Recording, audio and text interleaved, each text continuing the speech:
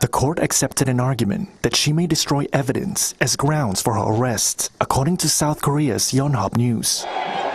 She faces a long list of charges, including stock fraud, bribery, and illegal influence peddling. Those charges are punishable by years in prison and have also implicated big business owners, religious figures, and a political power broker. Kim is the country's first former First Lady to be arrested. Among the accusations, she is alleged to have received 2 Chanel bags and a diamond necklace from a religious group as a bribe in return for influence. Her lawyers did not comment Tuesday, but have previously denied the accusations and dismissed reports about some of the gifts she allegedly received. Kim's husband, ex-South Korean President Yoon Suk-yeol, is also in jail facing trial for multiple charges related to his attempt to impose martial law in December 2024. He, too, faces charges of abuse of power among others, but has denied wrongdoing. Yoon could face life imprisonment or even the death penalty. Hi, I'm Jasmine Levin, and I proudly own and operate Puppy Levin. Puppy Levin is a pet care salon dedicated to caring for your furry companions. We provide certified dog grooming services along with boarding and doggy daycare. Our facility is family-owned and operated and promise personalized care for every pet that comes through our doors. If you're worried about your furry friend being lonely when you're gone, we also have on-site personnel 24/7 just for their comfort. Follow us on Facebook and call or text us at 814-758-9259 to make an appointment today. Anyone with a kind and generous heart and a little money can be a philanthropist. You too can be a force for good in our community, and the Crawford Heritage Community Foundation is here to help you make the most of your charitable giving. We've partnered with hundreds of people like you to make our world and our community a better place. You can give through us to support scholarships or any charitable organization or purpose. Whether you're interested in establishing a permanent endowment or adding to an existing fund, we want to be a part of your plan. Contact us when you're ready to make your mark. Together, we can make your contribution go further. The Gordon B. Garrett Funeral Home has been serving the needs of Titusville and surrounding communities since 1965. Mr. Garrett believed in tradition and commitment to excellence, standards that have been passed down from one generation to now a new generation, who will work to provide you with a beautiful, lasting tribute to your loved one. When you need them, they will be there for you. This has been their foundation for almost 60 years. The Gordon B. Garrett Funeral Home, 303 North Washington Street in Titusville. Thinking about switching to 5G home internet? Think again. Unlike Zoom from Armstrong, 5G home internet is delivered by a cell tower. The further away you are, or the more devices connected to that tower, the slower your internet is. Cell phone providers also play favorites. When their network gets busy, cell phones win, and your home internet pays the price. Stick with Armstrong to get more data, speed, and internet whenever you need it, not whenever they want. Armstrong, keeping you connected. Sheer Design is Titusville's exclusive Paul Mitchell-focused salon. This full-service salon specializes in coloring, cuts, nails, and tanning. Owner Angela Saxon has over 20 years' experience as a Paul Mitchell professional. She and her licensed staff offer all cuts and styles for men and women of all ages. Call 814-827-0010 or stop in at 116 South Kerr Street in Titusville. J. Gill Plumbing and Heating takes pride in being the premier heating and air conditioning service provider in the area. With over 30 years of experience, our highly skilled and certified technicians will work closely with you to address your heating and air conditioning repair, installation, or maintenance needs. Our team is dedicated to making your home the ultimate place of comfort. Call today to get a free estimate. We also offer financing options and membership opportunities that provide peace of mind and cost savings. Call J. Gill Plumbing and Heating today or visit them online 24/7 at jgillplumbingheating.com. If you're looking for a professional massage therapist, Tranquil Moments Massage in Titusville is here for you. Ryan Rauch graduated from Slippery Rock University with a bachelor's degree in exercise and rehabilitative sciences with an emphasis in athletic training.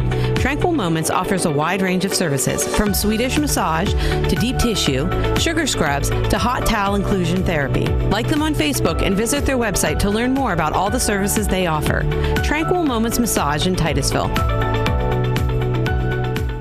Share the fun of train travel and relive our country's oil history as you ride the OC&T through the valley that changed the world. Learn about the past while traveling on vintage cars. See a variety of wildlife with stops at Drakewell Park, Petroleum Center, and Oil Creek State Park. Arrive early and see the vast collection of train and railroad memorabilia at Perry Street Station. After the ride, enjoy a night's stay at the Caboose Motel. For seasonal specials or for more information, visit octrr.org or call 814-676-1733.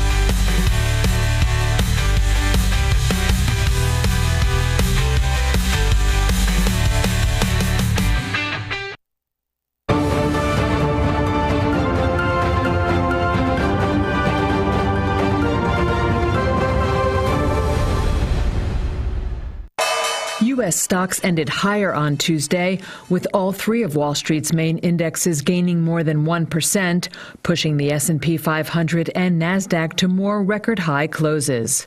The Labor Department said the Consumer Price Index rose 0.2% on a monthly basis in July, while the annual inflation rate at 2.7% came in slightly below forecasts. That prompted more calls from President Trump for the Federal Reserve to lower interest rates. It also raised market expectations of a September rate cut to almost 90%. But Anna Rathbun, founder and CEO of Granadilla Advisory, thinks the central bank may act otherwise. If you look under the hood of that 2.7% number, first of all, the core CPI year over year was 3.1%. A lot higher than what was expected, and certainly from the month prior. So when the Fed is looking at this, they're not going to react like the markets have today, meaning the markets didn't think that it was, away too far from expectations. The Fed might be looking at things and thinking there may be inflationary pressure still that needs to be fought. Stocks on the move Tuesday included Intel, which climbed 5.5% after Trump said he met its CEO Lip-Bu Tan on Monday, praising Tan and calling the meeting very interesting. Trump just last week demanded that Tan resign over his ties to Chinese firms. Alphabet's shares rose as Perplexity made a $34.5 billion cash offer to buy the company's Chrome browser. And shares of Cardinal Health dropped 7% after the drug distributor said it will buy healthcare management firm Solaris for $1.9 billion. U.S. consumer prices rose moderately in July, and a key measure of underlying inflation increased slightly more than expected. The Consumer Price Index, or CPI report, released Tuesday from the Labor Department's Bureau of Labor Statistics, showed prices rose 0.2% last month, in line with economists' expectations. That put the annual inflation rate at 2.7%. But core CPI, which strips out food and energy prices, rose to its highest level in 6 months, bringing the annual rate to 3.1%, above forecasts. That was partly due to price hikes on tariff-sensitive goods like household furniture. Economists also cautioned that prices would continue to rise from President Donald Trump's sweeping tariffs, with one telling Reuters that most goods on store shelves arrived months ago before tariffs were implemented, and that those on their way have yet to have additional duties levied. But Tuesday's CPI report did not change market expectations that the Federal Reserve would cut interest rates in September amid signs of a weakening labor market. Meanwhile, concerns are mounting over the quality of U.S. inflation and employment reports following federal budget and staffing cuts that have resulted in the suspension of data collection for portions of the CPI. Those worries were amplified by Trump's firing of Erica McIntarfer, the head of the Bureau of Labor Statistics, after July's weak non-farm payrolls report. Trump on Monday nominated Heritage Foundation economist E.J. Antoni, a critic of the Bureau of Labor Statistics, to head the agency. Antoni was a contributor to Project 2025, the controversial conservative plan to overhaul the federal government.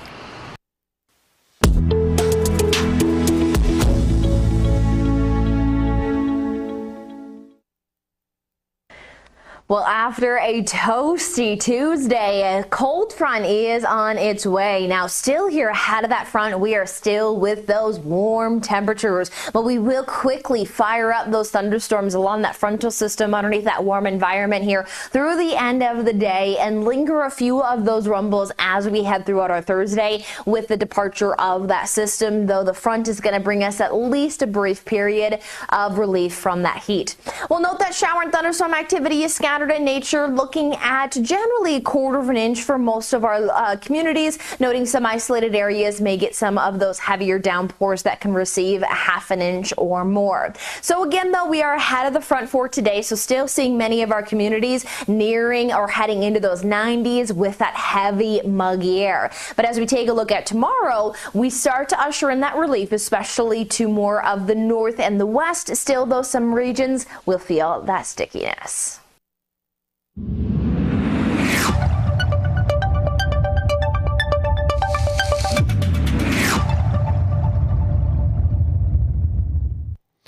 All right, quick look at that weather forecast for northwest Pennsylvania. Thunderstorms this morning, followed by occasional showers this afternoon. Temperatures today in the upper 70s. Some clouds tonight with lows in the low 60s. Thursday, sunshine and low 80s.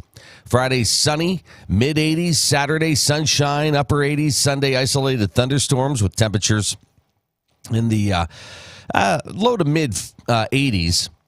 Sneak peek ahead to Monday, partly cloudy, mid 80s. Area temperatures this morning: Meadville checking in at 69 degrees, Cambridge Springs, Edinburgh at 68, Titusville 68, Franklin 70, Oil City 69 degrees here at 714. This is the Morning Drill. You're watching it on Stream TV and on the Armstrong Neighborhood Channel. Happy Wednesday, middle of the week.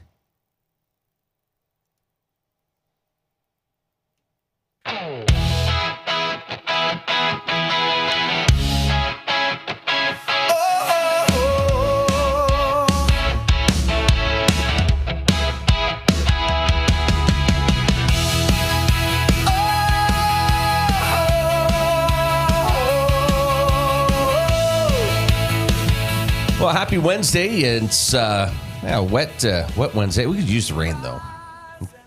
Pretty dry and blah up there. It's but nice. Maybe some thunderstorms this morning, so just be ready for that. You've got birthdays and what we're celebrating. We'll do that here coming up in just a few moments. Saw this article last night. As kids are getting ready to go back to school, as sports, practices are underway. I know we've talked a lot about that, but we have a son who's playing soccer, and his coach this year, I got to say, really doing a good job on the nutrition side of things. Mm-hmm. And like our kids, like, no, I don't want to eat that. I want to eat this. So it's having a big impact. It is. And they're doing conditioning stuff, which is really cool. So this stuff's going on, and we're trying to figure out, what to get them. This article popped up last night. Not all ultra-processed foods are bad for you. There's actually some that are healthy. So if you hear somebody say, "Oh, that's ultra-processed," usually, yeah, that's a bad thing, but not necessarily for everything. And we'll get into some of these things here in a second. But the American Health Association found that processed foods that contain additives and chemicals often have other not-so-great ingredients that put you at risk of cardiovascular disease, chronic diseases, and death, including unhealthy fats and added sugars and salts. Processed food takes up more than 70% of what's available at your local grocery store, so it can be harder than you'd expect to avoid them. And to get into this, because, again, everybody's going back to school here in a couple weeks. Some already have, like down south. Mm-hmm. Got some friends who've already posted first day of school pictures. But, when you think about sporting events and you're on the road, watching a game out of town and you're not going to get home till 9 o'clock or 10 o'clock at night, yeah, what's everybody think? Okay, we're going to drive through someplace and get something.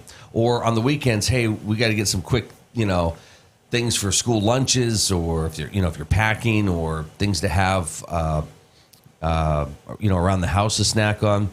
The American Heart Association recommends limiting your UPF intake and focusing your diet on vegetables, fruits, whole grains, beans, nuts, seeds, healthy oils, and lean proteins. But in this new research, they've taken a stab at defining which UPFs are the most dangerous to your health and which ones aren't. If you don't have to give up the convenience of processed foods entirely in order to reduce your risk of negative health effects, just follow these tips based on the new research to help you create a shopping list that'll focus on your health. One of the reasons that ultra-processed foods have, of course, grown is just they're easy to find, right? They make it much simpler to get in onto the dinner table. A lot of it, you just heat it up and eat it. But you don't have to rely on heavily processed foods to simplify your food prep. So, okay, here we go. Among the green flagged processed foods that are considered healthier. So these are the good ones, right? Lightly salted and flavored nuts, seeds, things like that. Okay. Mm-hmm. Low sodium canned beans. Mm-hmm. Low sodium canned tuna, salmon, or chicken packed in water. Unsweetened dried fruit. Low sodium whole grain breads and crackers. That's on the list. High fiber cereal with minimal sweeteners. So Frosted Flakes. Where would Frosted Flakes? Count Chocula. Where's that going to go? That's not on the list. No. I will say our son that we're speaking of, his cereal choices are better than ours. He usually goes for a healthier, and he always has. So. Okay, well. Weirdo. No, I'm kidding. I feel like pulling that Count Chocula, prying it from my hands. Plant-based meat and dairy alternatives like soy milk and tofu. Frozen produce is on the list.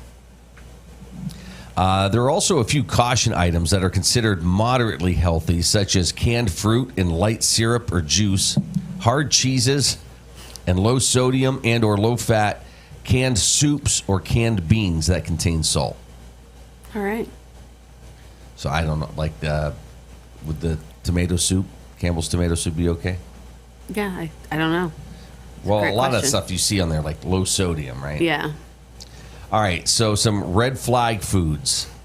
This is where you go, oh no.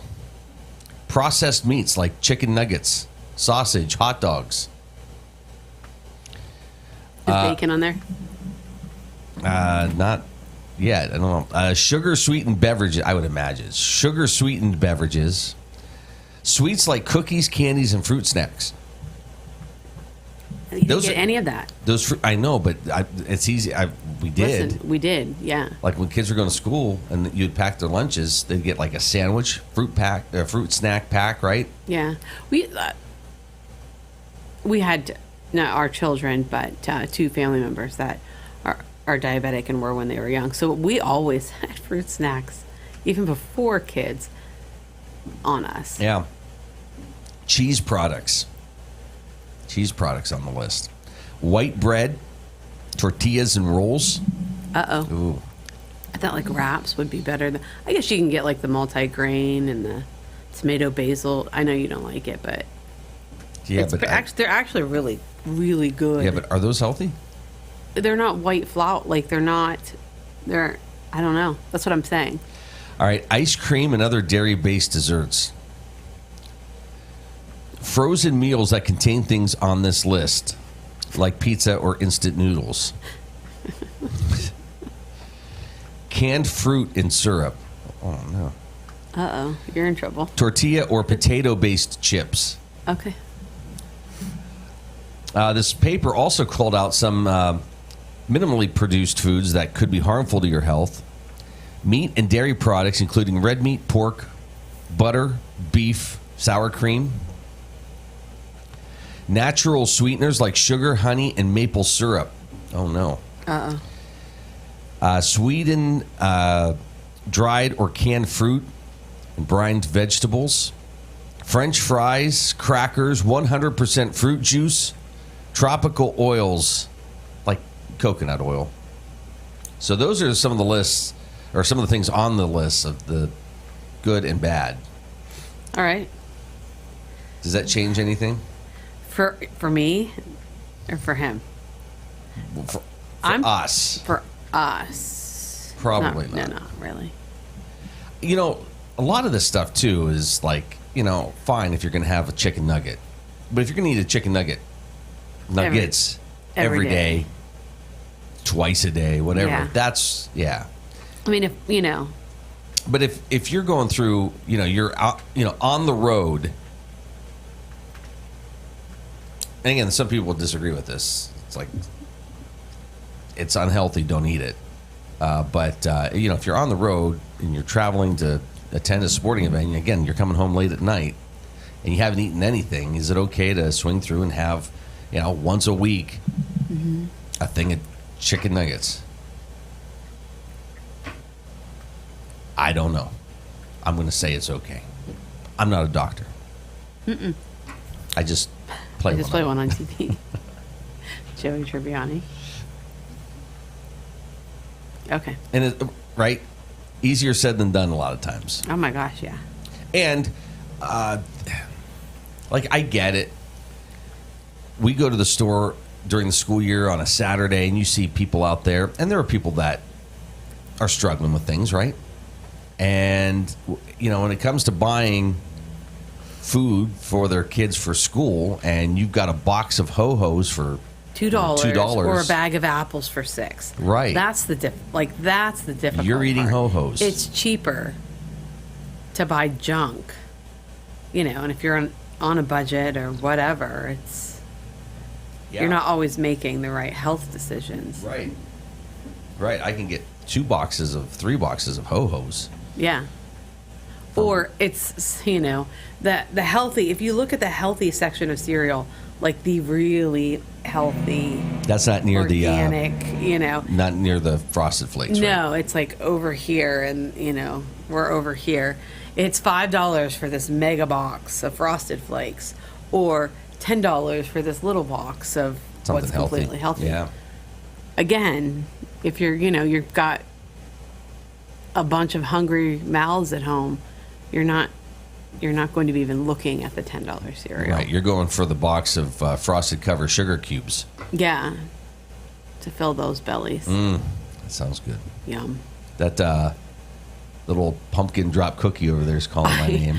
I Although know. you pulled the grapes out. I did eat quite a few grapes yesterday. You did. It's funny because I'll get them and they'll go uneaten, but I'm like, okay, we've gotten like he's got to. This is going to be your treat. When you want a treat, this is what you are going to eat.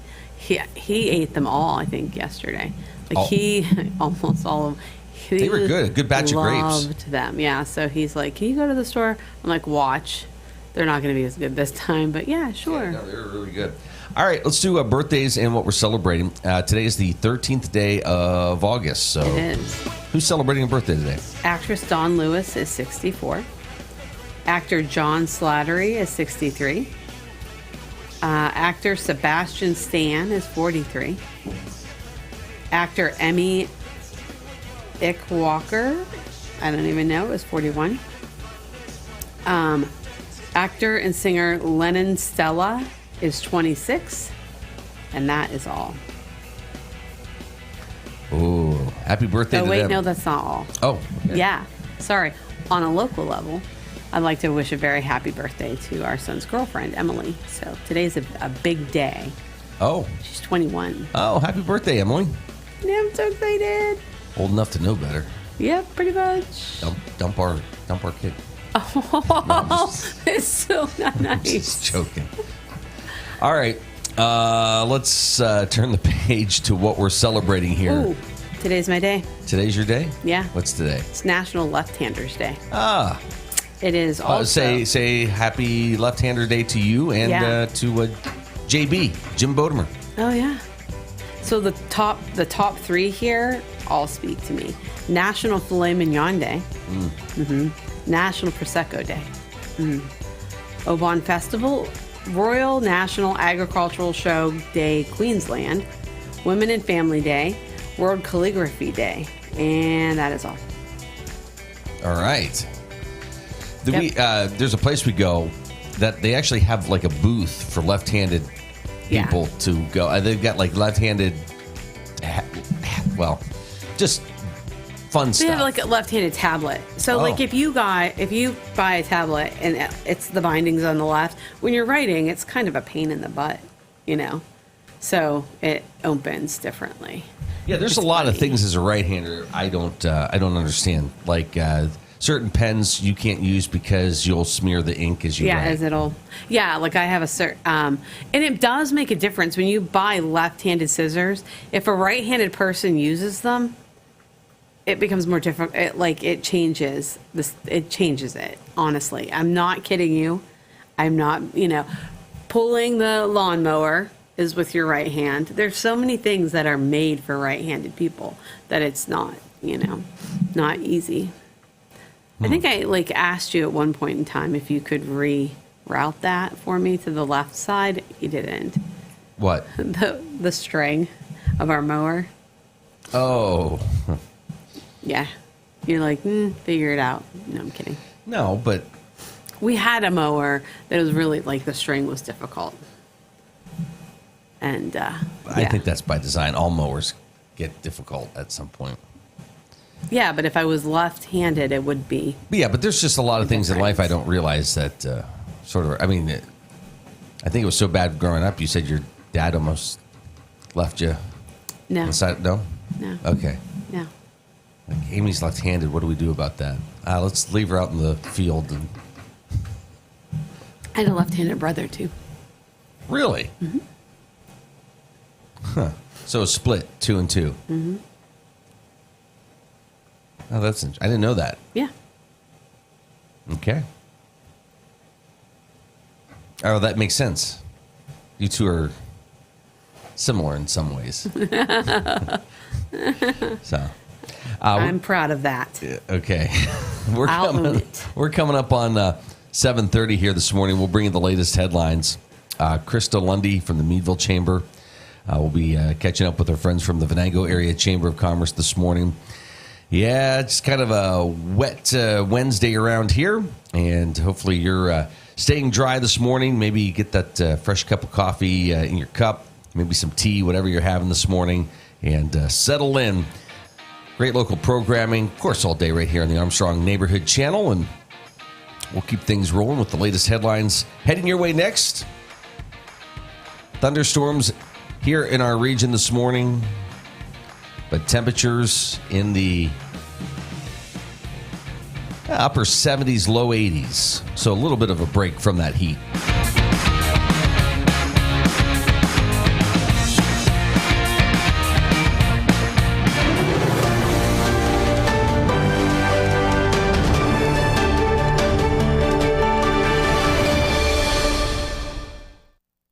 South Korea's former First Lady Kim Kyun-hee was arrested after a court issued a warrant just before midnight Tuesday. She faces accusations of corruption, which she denies, according to the special prosecutor leading the investigation. Earlier in the day, Kim, wearing a black suit, bowed upon arriving at court, but did not speak to reporters. The court accepted an argument that she may destroy evidence as grounds for her arrest, according to South Korea's Yonhap News. She faces a long list of charges, including stock fraud, bribery, and illegal influence peddling. Those charges are punishable by years in prison and have also implicated big business owners, religious figures, and a political power broker. Kim is the country's first former First Lady to be arrested. Among the accusations, she is alleged to have received 2 Chanel bags and a diamond necklace from a religious group as a bribe in return for influence. Her lawyers did not comment Tuesday, but have previously denied the accusations and dismissed reports about some of the gifts she allegedly received. Kim's husband, ex-South Korean President Yoon Suk-yeol, is also in jail facing trial for multiple charges related to his attempt to impose martial law in December 2024. He, too, faces charges of abuse of power among others, but has denied wrongdoing. Yoon could face life imprisonment or even the death penalty. Swooping in to save you over 11 grand off your next Chevy truck. It's Community Chevrolet's newest mascot, Independence Dog. Getting you approved by day, fighting crime by night. With Independence Day savings running all month long, you can save more than 11 grand off MSRP on a new Silverado, or save nearly 3 grand on hot new SUVs like the Trailblazer and the Equinox. Follow Independence Dog to explosive savings this month at Community Chevy. Interstate Pipe and Supply takes pride in providing superior customer service. That's why our dedicated employees are well trained and have the experience to offer friendly, quick, and reliable service and support. Need materials delivered to your job site? No problem. Interstate offers fast delivery from our 4 locations in Western Pennsylvania. We also serve Eastern Ohio, Northern Western Virginia, and Western New York. Service means business at Western Pennsylvania's premier pipe and supply company, Interstate Pipe and Supply. Vanderhoof Heating and Air Conditioning provides residential and light commercial air conditioning services throughout the area. They understand the importance of your cooling system working properly. That is why you can trust in Vanderhoof to do the job right. Whether it's a non-working air conditioner, yearly maintenance, or a new install, you can be assured that we will solve your problem quickly and efficiently. Your home's air conditioning system is far more than just temperature. It's a complete comfort system that combines temperature, humidity, air quality, and above all, safety. Vanderhoof Heating and Air Conditioning in Titusville. Looking for expert orthopedic care? Dr. Charlie Gates, a trusted name at Titusville Area Hospital, can help you regain mobility and a better quality of life. With years of experience and a passion for personalized care, Dr. Gates specializes in treating a wide range of orthopedic conditions. Whether it's joint pain, sports injuries, or orthopedic surgery, trust Dr. Charlie Gates at Titusville Area Hospital for your orthopedic care. Call 814-827-9770 today to schedule your appointment. Welcome to Inspire Med Spa, the place you know and love for massages, Botox, laser resurfacing, and semi-permanent makeup. Now we're offering even more, including laser hair removal, tattoo removal, and hair rejuvenation. Our team is here to provide expert care in a peaceful, luxurious environment designed with your relaxation in mind. And with our newly added services, now you can get all your beauty services in one place. Visit Inspire Med Spa today, because you deserve to look and feel your best.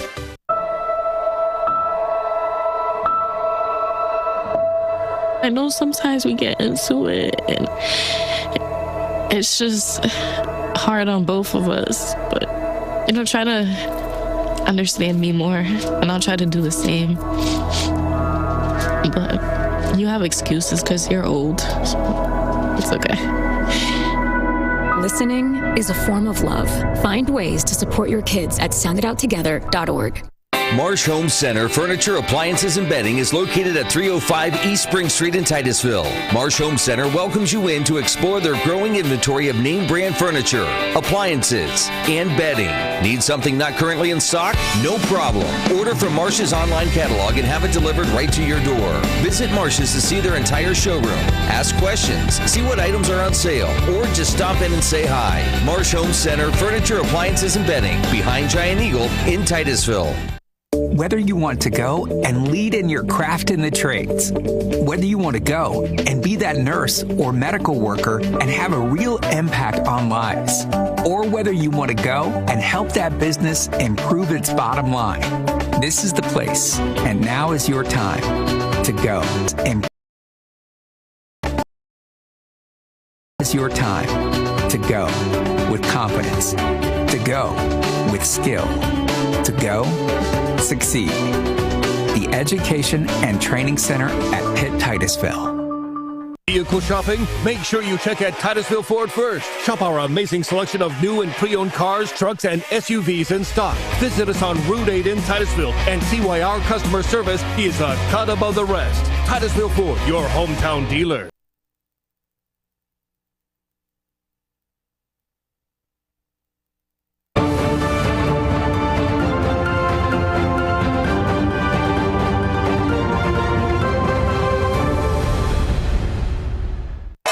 U.S. stocks ended higher on Tuesday, with all three of Wall Street's main indexes gaining more than 1%, pushing the S&P 500 and NASDAQ to more record-high closes. The Labor Department said the Consumer Price Index rose 0.2% on a monthly basis in July, while the annual inflation rate at 2.7% came in slightly below forecasts. That prompted more calls from President Trump for the Federal Reserve to lower interest rates.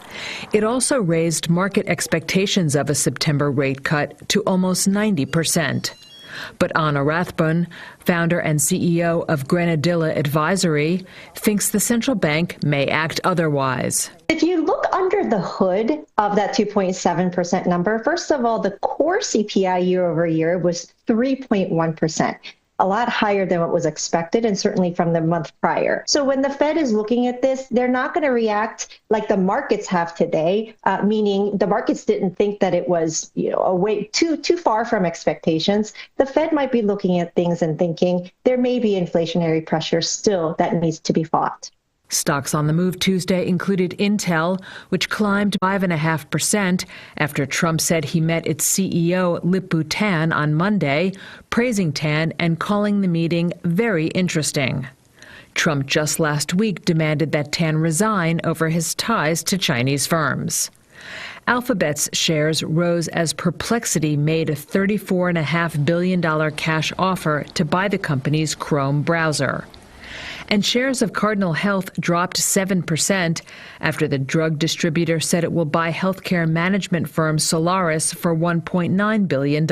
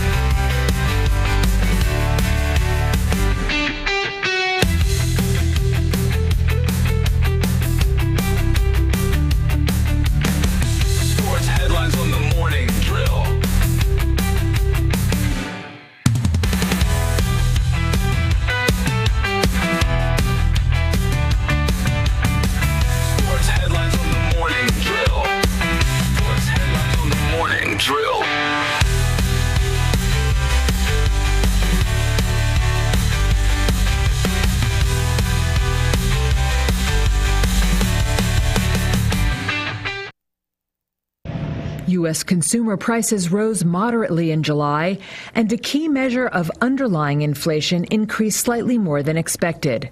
The Consumer Price Index, or CPI report, released Tuesday from the Labor Department's Bureau of Labor Statistics, showed prices rose 0.2% last month, in line with economists' expectations. That put the annual inflation rate at 2.7%. But core CPI, which strips out food and energy prices, rose to its highest level in 6 months, bringing the annual rate to 3.1%. Above forecasts. That was partly due to price hikes on tariff-sensitive goods like household furniture. Economists also cautioned that prices would continue to rise from President Donald Trump's sweeping tariffs, with one telling Reuters that most goods on store shelves arrived months ago before tariffs were implemented, and that those on their way have yet to have additional duties levied. But Tuesday's CPI report did not change market expectations that the Federal Reserve would cut interest rates in September amid signs of a weakening labor market. Meanwhile, concerns are mounting over the quality of U.S. inflation and employment reports following federal budget and staffing cuts that have resulted in the suspension of data collection for portions of the CPI. Those worries were amplified by Trump's firing of Erica McIntarfer, the head of the Bureau of Labor Statistics, after July's weak non-farm payrolls report. Trump on Monday nominated Heritage Foundation economist E.J. Antoni, a critic of the Bureau of Labor Statistics, to head the agency. Antoni was a contributor to Project 2025, the controversial conservative plan to overhaul the federal government. A mixed inflation report out Tuesday, so what's the Fed's next move? Anna Rathbun of Grenadilla Advisory joins us today. Anna, the CPI report from the Bureau of Labor Statistics came out today, and the headline number for the annual inflation rate was 2.7%, so holding pretty steady. But what did we see beyond that figure, including any potential effects of President Trump's tariffs? Yes, if you look under the hood of that 2.7% number, first of all, the core CPI year over year was 3.1%, a lot higher than what was expected, and certainly from the month prior.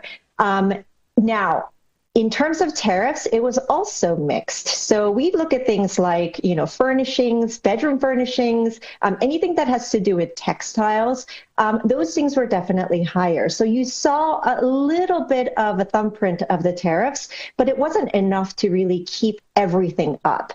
What did take the core CPI number up was actually in the services. And this is less to do with tariffs and more to do with internal inflationary pressures. So when the Fed is looking at this, they're not going to react like the markets have today, meaning the markets didn't think that it was a way too far from expectations. The Fed might be looking at things and thinking there may be inflationary pressure still that needs to be fought.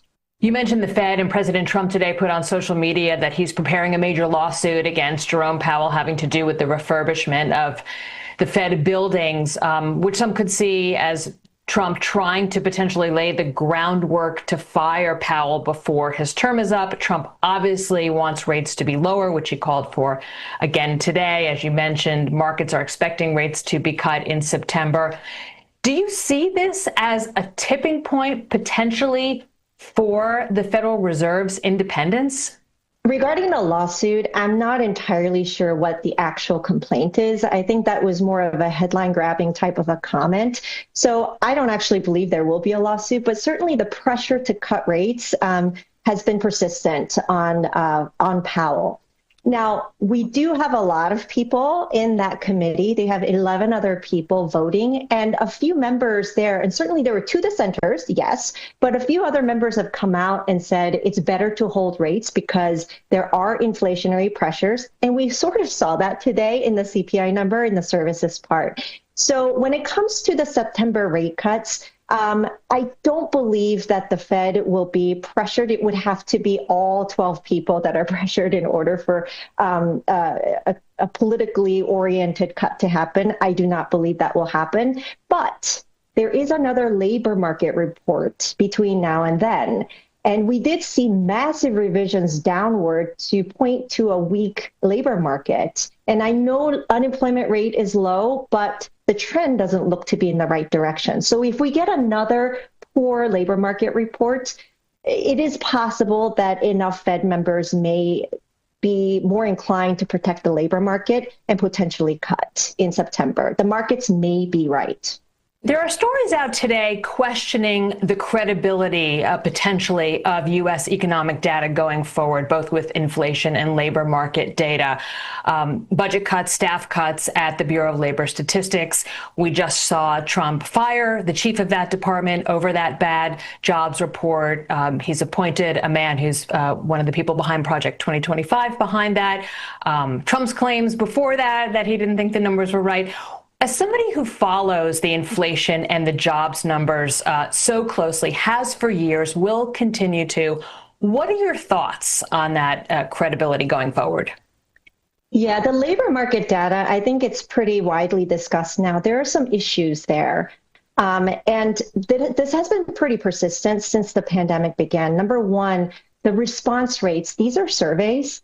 And you have to have people responding to them. They've gone down considerably. So the establishment survey has gone from over 60% participation down to about 40. The JOLTS, the job openings data, the response rate there has gone from over 70% response rate down to lower 30s. These are massive changes, and you sort of have to question whether or not your sample continues to represent the population. So that's one. The other is that the model itself is very old, and a lot of changes have happened in the labor market since the pandemic. So there's definitely a need to take a look at these things, these mechanical issues.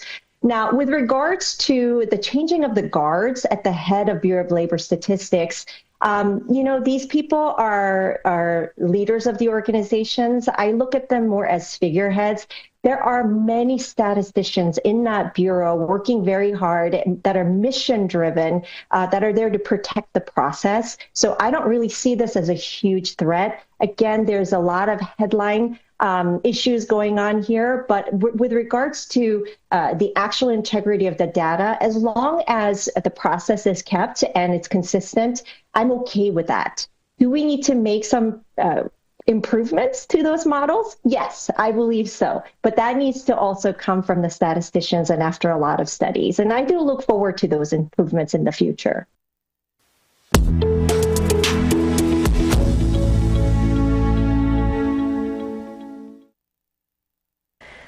Well, after a toasty Tuesday, a cold front is on its way. Now, still here ahead of that front, we are still with those warm temperatures, but we will quickly fire up those thunderstorms along that frontal system underneath that warm environment here through the end of the day and linger a few of those rumbles as we head throughout our Thursday with the departure of that system, though the front is going to bring us at least a brief period of relief from that heat.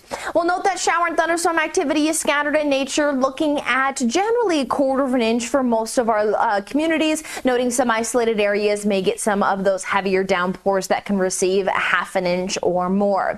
So again, though, we are ahead of the front for today, so still seeing many of our communities nearing or heading into those 90s with that heavy, muggy air. But as we take a look at tomorrow, we start to usher in that relief, especially to more of the north and the west. Still, though, some regions will feel that stickiness.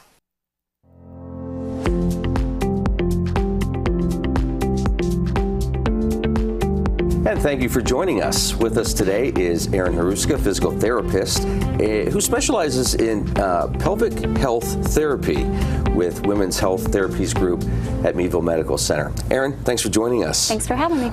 You're part of a group that we're going to be meeting today. And your specialty, this is quite interesting. It's something that maybe people have heard of, but maybe they don't know a whole lot about, but we're going to learn about pelvic health therapy. Before we do that, how'd you get into this field? Yeah, so I worked in all the different settings at Meadville Medical Center, have been working for 14 years, and then I liked every setting here, but when I started trying to have a family, I I ran into a lot of different healthcare workers that were women's health specialty. Went to fertility clinics, met a lot of really awesome healthcare professionals that specialized in women's health. And they made a big difference in my life, and I thought I kind of want to go down that avenue as well. So. Did you know at a young age you wanted to get into the healthcare field? I did. I actually worked as a physical therapy aide here at Meadville Medical Center in the summers in my high school years. So working at the hospital, you discovered this specialty of pelvic health therapy. Mm-hmm. What made you decide that that's what you wanted to learn more about? Well, so after I met these other women's health specialty healthcare workers, I decided to start taking some courses. So I actually ended up getting specialized in pelvic health therapy. I have a CAP pelvic certification through the American Physical Therapy Association. So I started with course 1 and I loved it, and then just kept going down the series of courses, and here I am. We started the pelvic health clinic. So what does that mean for those who may have heard about it, but really they're not sure what that is? Talk about the specialty. Yeah, so we have a women's health therapy clinic, but within that women's health therapy, we have what I specialize in is pelvic health therapy. So pelvic health therapy, it's kind of hard to define because it's a very broad population that we treat. But basically we're treating dysfunctions within the pelvis. So that could include, and you often would hear people talk about pelvic floor therapy, and that's the same thing. That would include the muscles, which is the pelvic floor of the pelvis. It could include dysfunctions of the vaginal tissue, dysfunctions of the joints surrounding the pelvis. That could be the hip or the SI joint. It could be the low back. It could be dysfunctions of the abdominal cavity. We have scar tissue from multiple surgeries, weakness after having a baby. All of that can lead to symptoms that patients are referred to me for.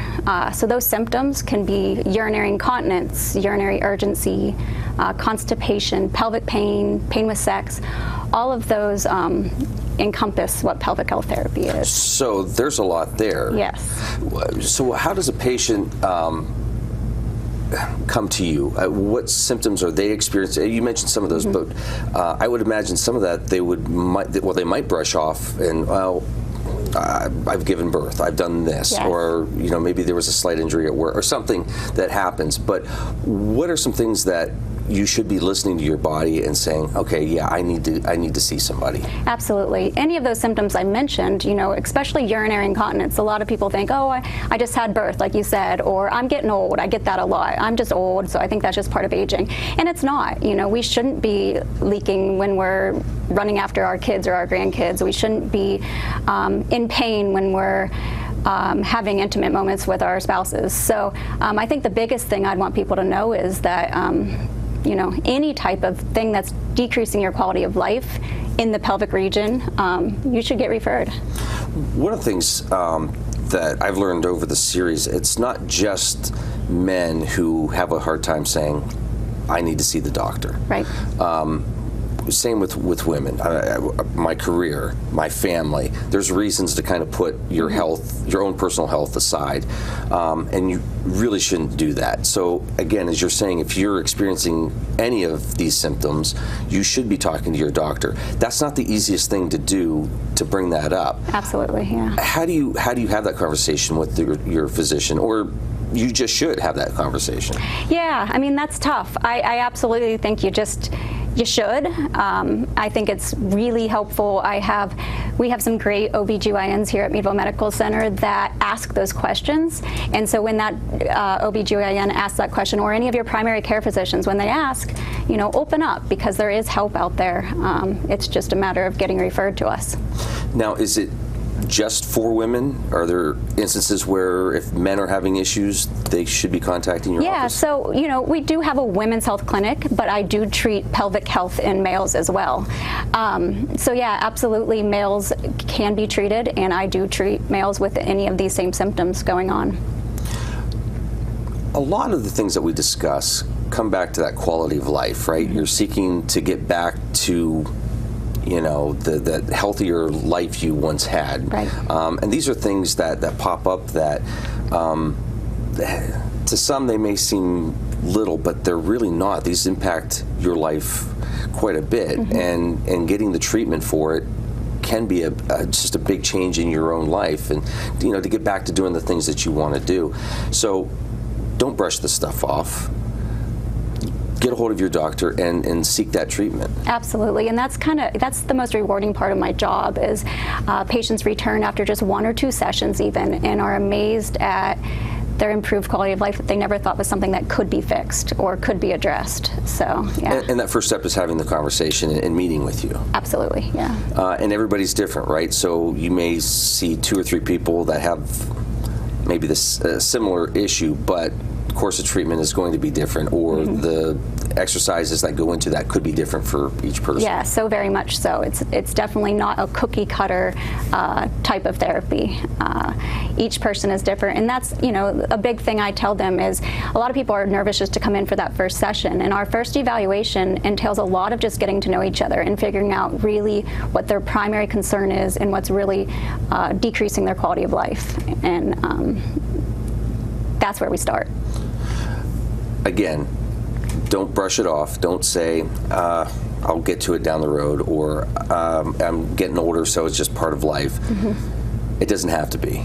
Right. Seek treatment. And you start by going to your primary care physician and then being referred to your office, or how does that work? Yeah, we do need a physician referral, whether that's primary care physician, OBGYN. We get a lot of referrals from urogynecologists or urologists, anyone that can send a referral, just like any other physical therapy. But I also encourage anyone to just call our office if they have questions. A lot like to talk to me first before they come into the evaluation, and sometimes that eases a little bit of anxiety to know what to expect that first day, to know if their concerns are really worth it, and I will tell you 100% of the time they are.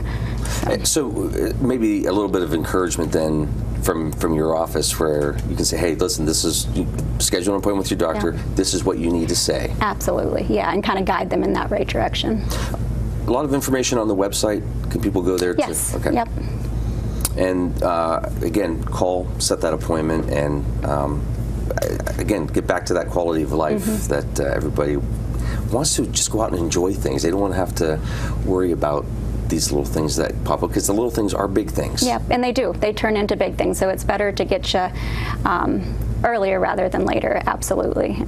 Our hope as a women's health therapy clinic as we grow is to get more pregnancy women, more postpartum, 6 weeks postpartum women to come and see us. It's fantastic. At the end of the day, what do you do to relax? Oh man, well, I have 3 kids, twin girls and a little boy, and they keep me busy. I think most of my spring through the summer was either at a baseball or a softball field. So my life is surrounded around them. I do like to run. I ran my first half marathon last summer, so I'm looking for my next race to come. So, what's it like to have an impact here at Meadville Medical Center with your patients? I'm sure you see them out, and it's got to make you feel good knowing that you're able to help with the overall health of our community. Yeah, absolutely. This job is extremely rewarding, and I grew up here in this county, and this little hospital means a lot to me, so I love to see that I can help the community in some way. Erin, we appreciate your time, and thank you for teaching us about pelvic health therapy. Thank you. Again, as you say, there's a lot of information out there, and people might not know exactly what it is or what the specialty entails, but now they have an idea. And again, if it's something that is, if you recognize a lot of those symptoms and things that are popping up in your life, don't hesitate. Call the office, call your primary care physician, and get that conversation started. And don't be afraid to have that conversation. Yeah, thank you. Erin, thank you.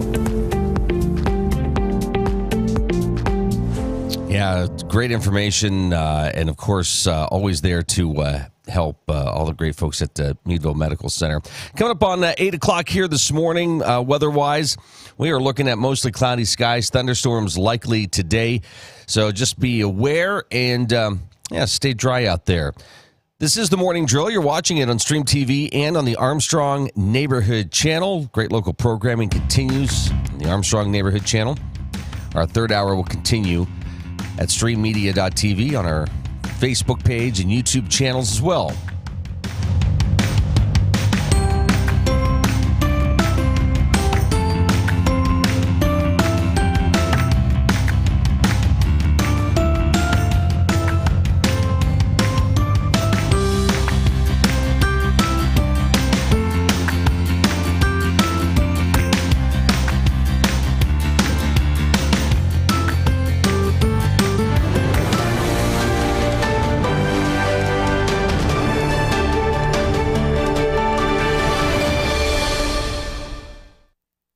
South Korea's former First Lady Kim Kyun-hee was arrested after a court issued a warrant just before midnight Tuesday. She faces accusations of corruption, which she denies, according to the special prosecutor leading the investigation. Earlier in the day, Kim, wearing a black suit, bowed upon arriving at court, but did not speak to reporters. The court accepted an argument that she may destroy evidence as grounds for her arrest, according to South Korea's Yonhap News. She faces a long list of charges, including stock fraud, bribery, and illegal influence peddling. Those charges are punishable by years in prison and have also implicated big business owners, religious figures, and a political power broker. Kim is the country's first former First Lady to be arrested. Among the accusations, she is alleged to have received 2 Chanel bags and a diamond necklace from a religious group as a bribe in return for influence. Her lawyers did not comment Tuesday, but have previously denied the accusations and dismissed reports about some of the gifts she allegedly received. Kim's husband, ex-South Korean President Yoon Suk-yeol, is also in jail facing trial for multiple charges related to his attempt to impose martial law in December 2024. He, too, faces charges of abuse of power among others, but has denied wrongdoing. Yoon could face life imprisonment or even the death penalty. For over 11 years, Triple M Roofing has been providing Amish quality craftsmanship and work ethic that you can rely on. Pole barns, decks, porches, siding, and almost all roofing needs, Triple M Roofing will get the job done on time without sacrificing quality or the promise to deliver within your budget. Call today for a free estimate, 814-964-0472. Waiting is what you'll do with the other guys. Getting it done is what we do. Amish owned and operated, we're Triple M Roofing. Who can solve this equation? Ooh, me. Anyone else? Fine. Jake from State Farm. Again. Right. It's the personal price plan theorem. If you bundle your home and auto, that can equal an affordable price just for you. Bundling, just another way to save with the personal price plan. Like a good neighbor, State Farm is there. Are you tired of juggling multiple pill bottles? Titusville Express Pharmacy has your solution, now offering compliance packaging. Your medication sorted and sealed by dose, making it easier than ever to stay on track. In a hurry? Take advantage of our convenient drive-through service. We also offer free local delivery for those that qualify. Titusville Express Pharmacy, where convenience meets care. Visit us today at 401 West Spring Street in Titusville. Simplify your medication routine with Titusville Express Pharmacy.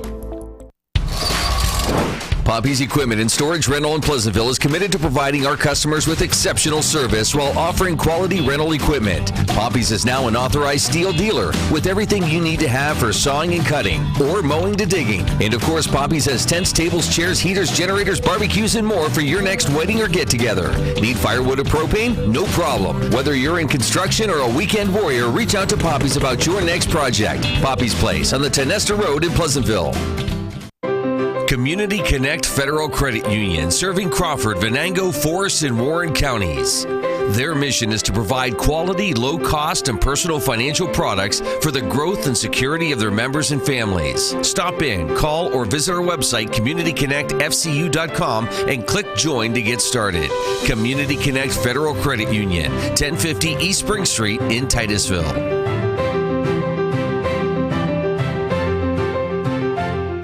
Fat Chad's Brewing is Titusville's premier dining destination, offering fine dining served with a cold beverage and great conversations. Try our new menu items, the T-bone steak, homemade meatloaf dinner, or soft shell crab tacos. Our pasta entries and sandwiches are just as popular. Try the new lobster ravioli, shrimp and scallop pasta, or our popular Asiago chicken. Don't forget about our famous burgers or fish sandwich, all served with fresh cut fries. Come in Saturday nights for Wild Game Saturdays. For good food and good times, it's Fat Chad's Brewing in Titusville.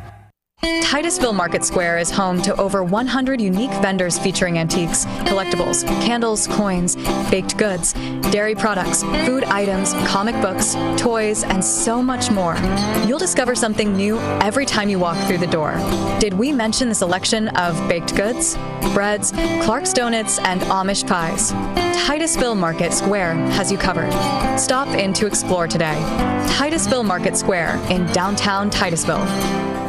Thinking about switching to 5G home internet? Think again. Unlike Zoom from Armstrong, 5G home internet is delivered by a cell tower. The further away you are, or the more devices connected to that tower, the slower your internet is. Cell phone providers also play favorites. When their network gets busy, cell phones win, and your home internet pays the price.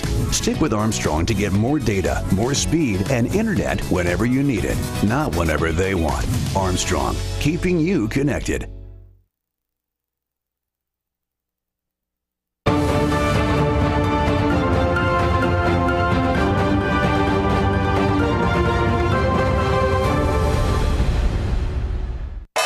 U.S. stocks ended higher on Tuesday, with all three of Wall Street's main indexes gaining more than 1%, pushing the S&P 500 and NASDAQ to more record-high closes. The Labor Department said the Consumer Price Index rose 0.2% on a monthly basis in July, while the annual inflation rate at 2.7% came in slightly below forecasts. That prompted more calls from President Trump for the Federal Reserve to lower interest rates. It also raised market expectations of a September rate cut to almost 90%. But Anna Rathbun, founder and CEO of Granadilla Advisory, thinks the central bank may act otherwise. If you look under the hood of that 2.7% number, first of all, the core CPI year over year was 3.1%. A lot higher than what was expected, and certainly from the month prior. So when the Fed is looking at this, they're not going to react like the markets have today, meaning the markets didn't think that it was way too far from expectations. The Fed might be looking at things and thinking there may be inflationary pressure still that needs to be fought. Stocks on the move Tuesday included Intel, which climbed 5.5% after Trump said he met its CEO, Lip-Bu Tan, on Monday, praising Tan and calling the meeting very interesting. Trump just last week demanded that Tan resign over his ties to Chinese firms. Alphabet's shares rose as Perplexity made a $34.5 billion cash offer to buy the company's Chrome browser. And shares of Cardinal Health dropped 7% after the drug distributor said it will buy healthcare management firm Solaris for $1.9 billion.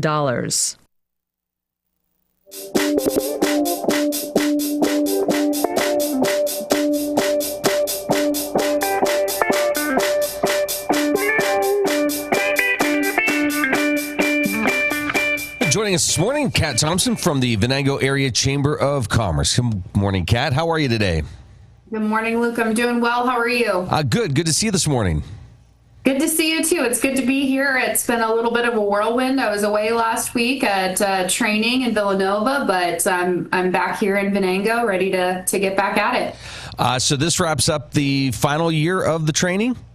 Yes, I have earned my credentials from the Institute of Organization Management, so I am IOM. Wow, Kat Thompson IOM. Congratulations! Thank you. It's been a long road, 96 hours of training, jam packed, and well worth it. It's a great program through the U.S. Chamber. We call it Chamber School. But came back with a lot of great ideas, excited to start implementing and, bring that knowledge back to the Venango area. That's awesome. And that was over, 4 years, you said? Mm-hmm. Yeah, this was my fourth year, so a week a year for 4 years. And like I said, they fill it up. It's 24 hours of classes between Monday morning and Thursday afternoon. Wow. And it happens to take place during one of the busiest times of year for you. Absolutely. And that kind of happened by accident the first 2 years because of the way that we align Oil Heritage Festival. It's the fourth Saturday, I think, is what we base it on. The first 2 years I think it was a week in between. Then the last 2 years it overlapped. I could have changed institutes, but I kind of got in with, cohort of people and wanted to continue that proximity as well. So it overlapped the Sunday of festival. So I missed Sunday the last 2 years of festival. So next year I'll be excited to be back for the whole thing. Yeah, it's funny. My wife a few years back had a training, and I think it was sort of the same time, end of July, and it was for like over 3 years. But she really looked forward to going back and seeing the people that she doesn't see during the year. And even though that was a short period of time, it was such a great time, and they learned a lot, and she really enjoyed that. So it sounds like the same there. You kind of enjoyed the people you were with.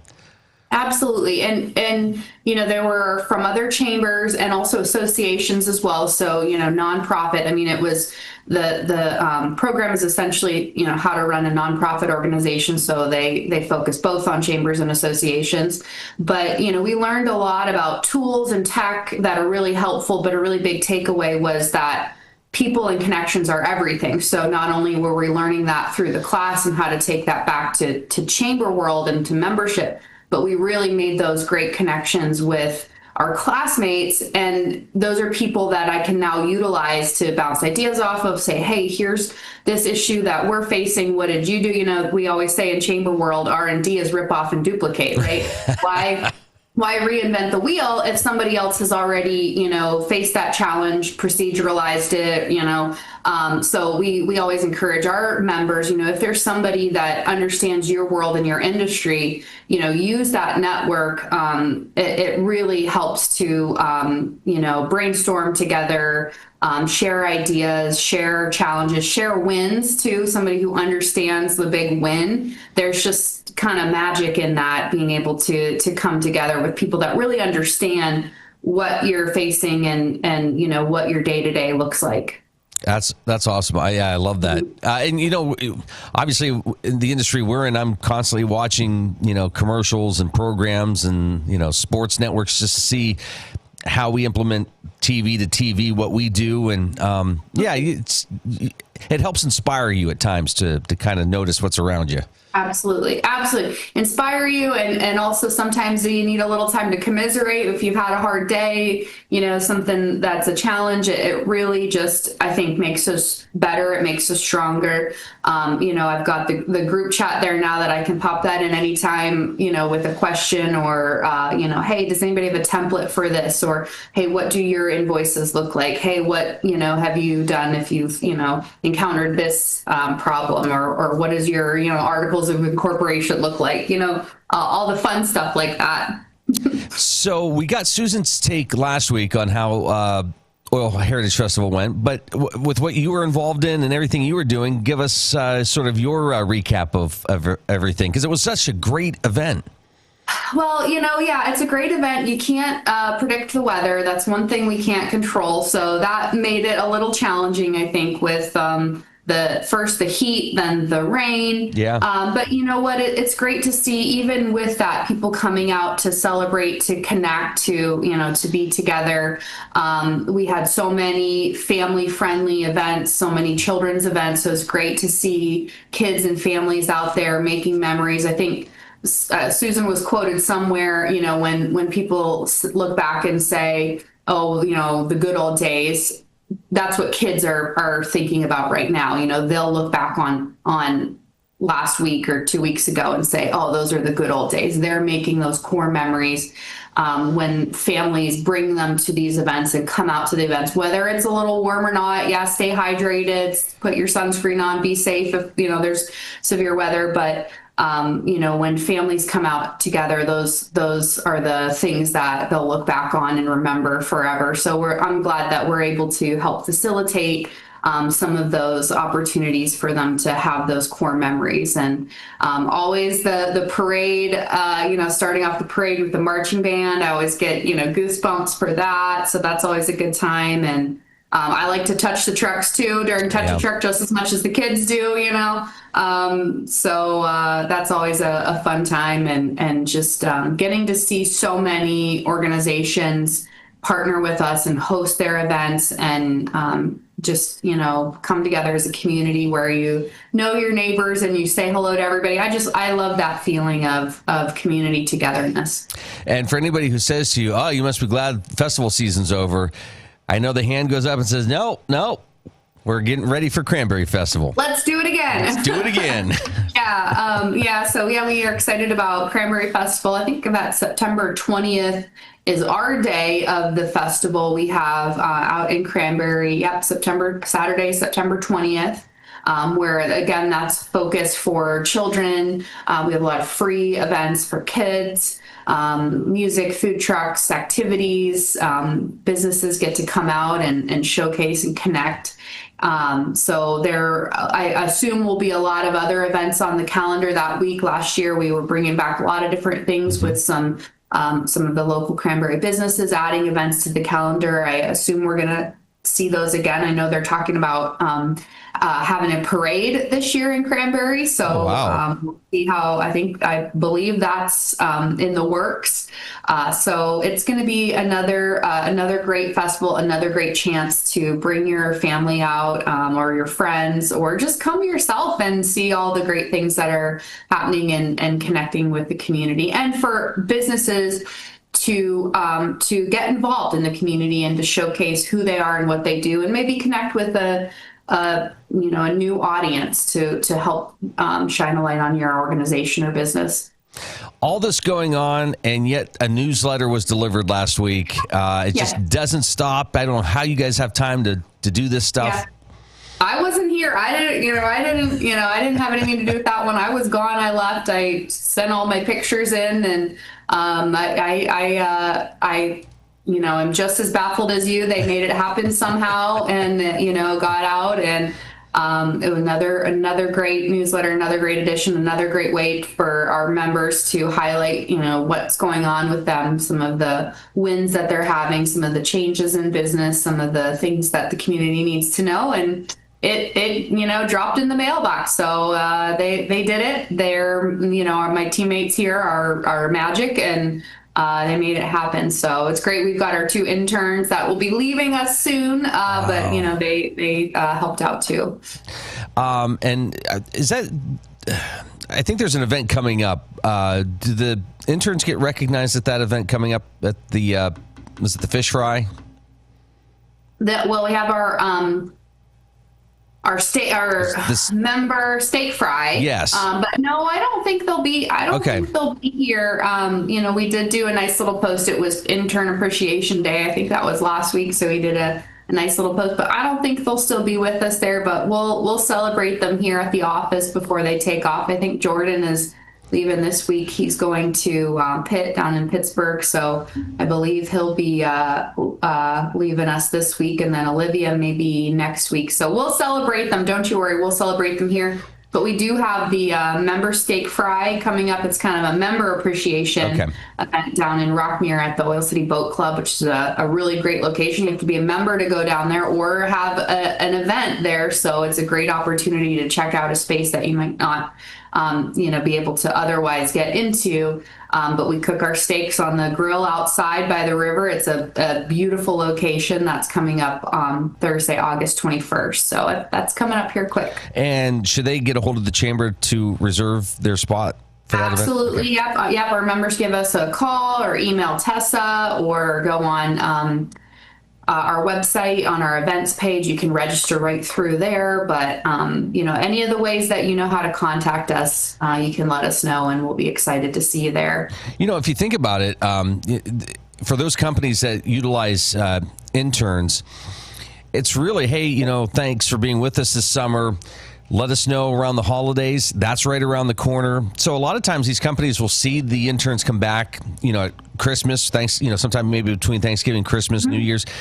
And then, if they're in college, maybe they're starting back in May.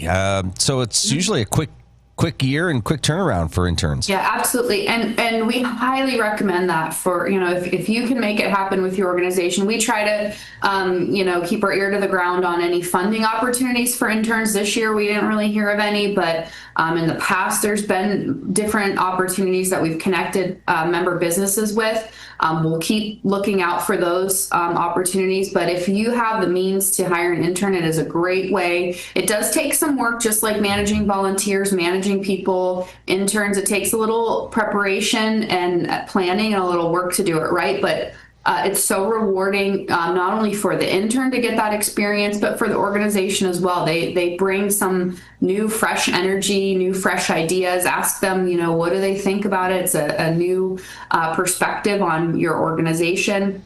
And then, like you said, we definitely had that where they've come back on their winter break, through Christmas, and then they usually have some time off in January. We've had interns come back and help out through the winter.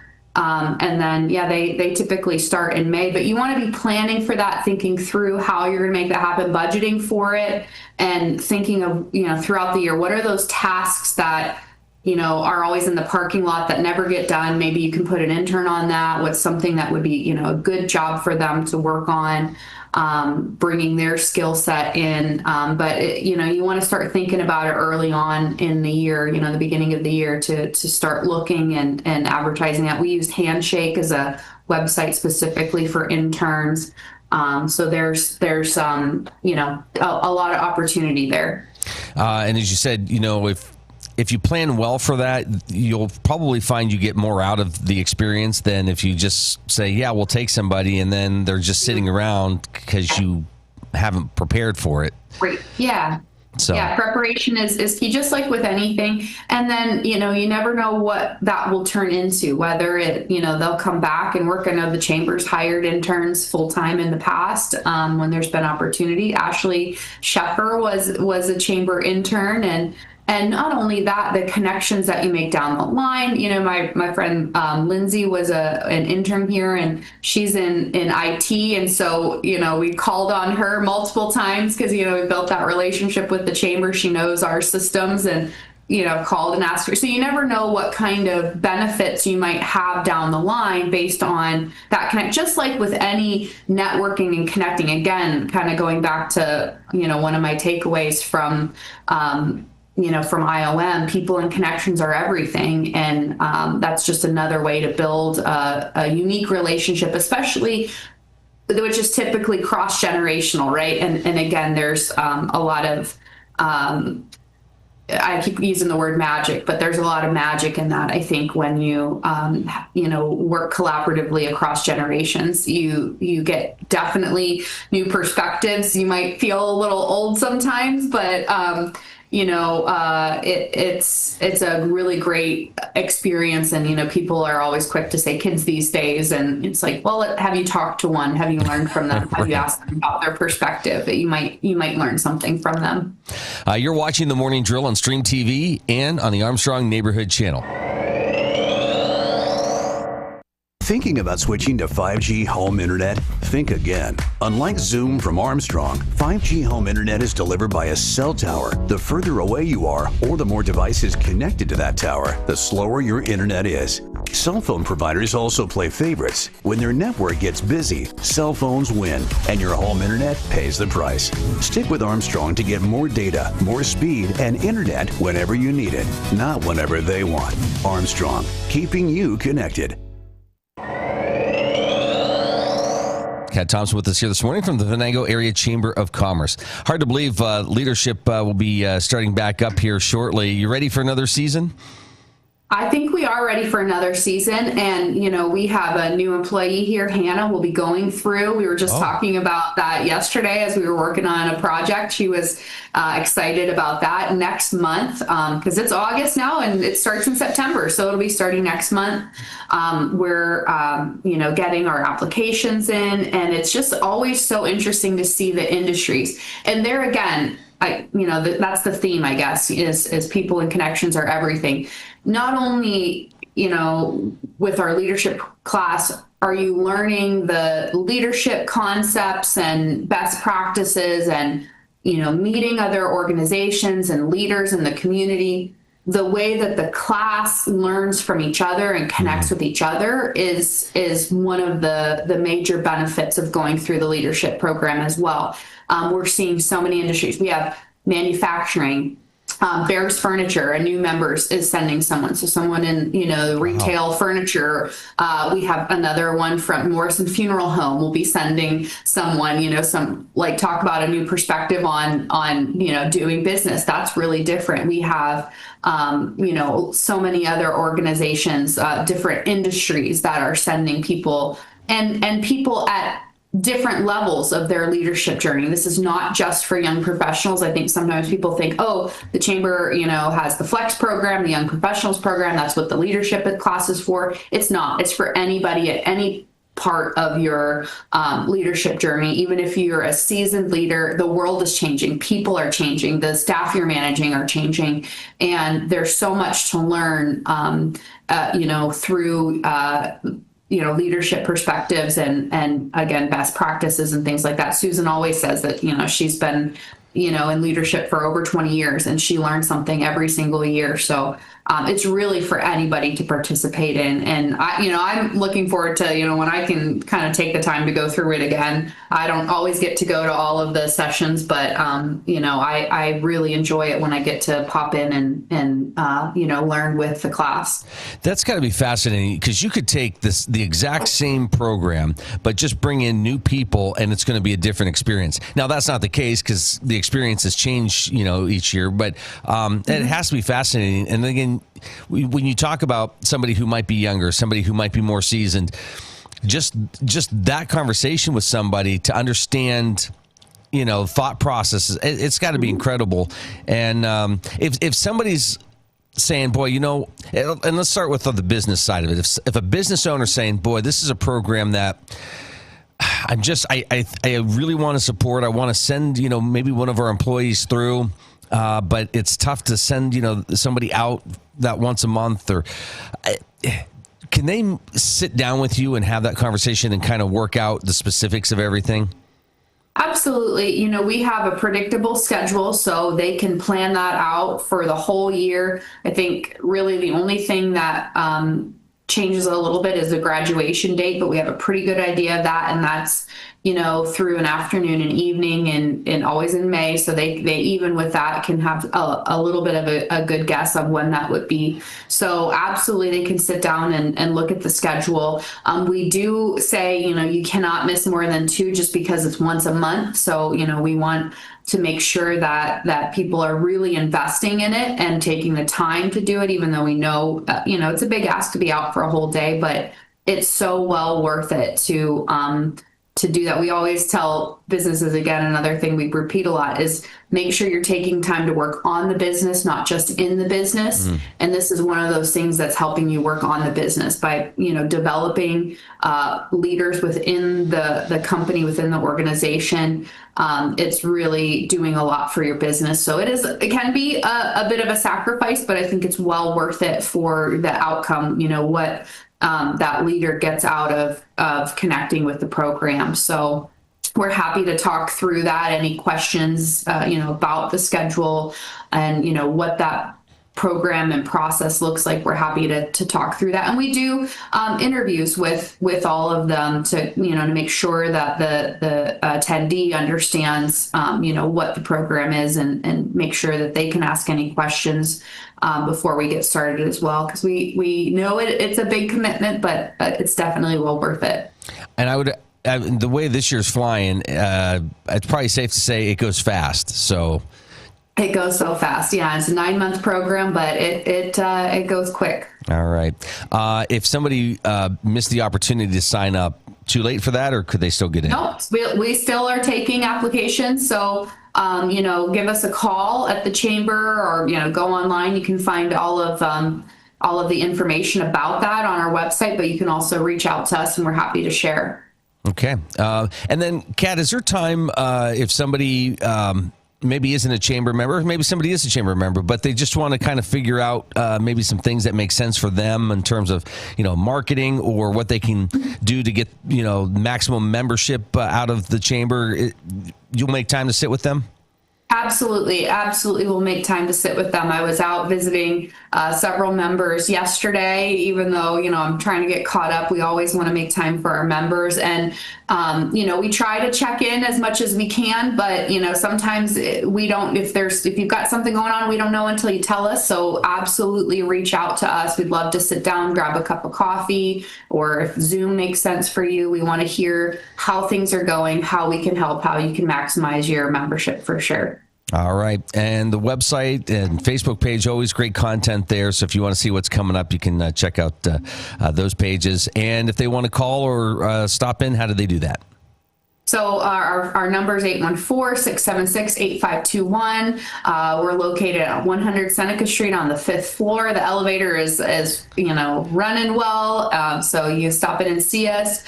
We do have a ribbon cutting tomorrow, so we'll be out of the office a little bit. So always give us a call if you plan to stop in, just to make sure we're not out at an event or something like that. But we'd love to say hello and see how things are going. It sounds like it's a pretty busy building now. Yeah, it sure is. Yeah, we've got our downstairs neighbors, the Exchange by Side Hustle, our restaurant distillery, chamber member. They're up and running. I think Wednesday through Sunday. They've got different hours each day. I think lunch is Friday through Sunday, but they're open for dinner Wednesday and Thursday as well, I think. So they're on Facebook, the Exchange, Oil City. So and we'll be seeing the coffee shop opening up here soon too, as well, a second location. Wow. So. We've got somebody in the co-working space and lots going on. Kat, good to see you. All the best. You too. Thanks, Luke. All right. Thank you. Kat Thompson joining us here this morning from the Venango Area Chamber of Commerce.